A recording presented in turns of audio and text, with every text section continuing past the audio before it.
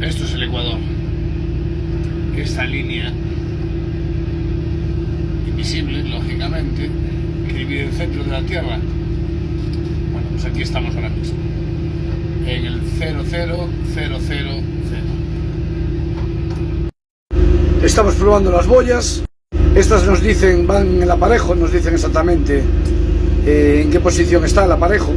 Esto está hoy en día, bueno, pues no tiene nada que ver con hace 20 años. ¿Qué tenemos de menú hoy, amigo? Vamos a hacer pulpafera y un poco de fideo. A ver, vamos a espiar, a ver qué pasa aquí. Ah, viejitas. A ver, cuéntanos el menú.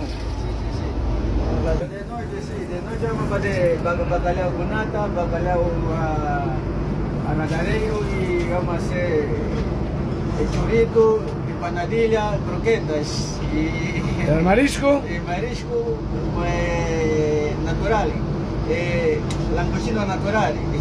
Langostino natural, Sí, señor. cocido. Sí, sí. El langostino cocido. Sí, sí. Tenemos navallas, Sí, sí. tenemos vieiras y tenemos buey, ¿no? Lo arriamos, ahora lo miramos, un poquito de aparejo, probamos y va todo perfecto. Congelado, no queda otro, pero están llenitos, ¿eh? Pesan. El bacalao preparado, langostinos preparados, vieiras descongelando. Y qué deciros, chicos, hoy estaréis todos con vuestras familias, no vamos a editar ningún vídeo más. Nosotros vamos a cenar también aquí en familia. Mañana pues os enseñaremos lo que comimos, lo que hicimos.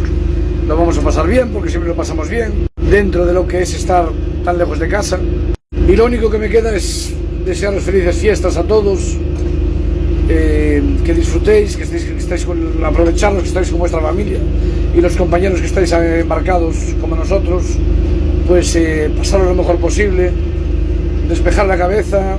Estamos aquí porque lo elegimos y sí, son fechas especiales, son fechas difíciles, pero es nuestro trabajo. Felices fiestas a todos.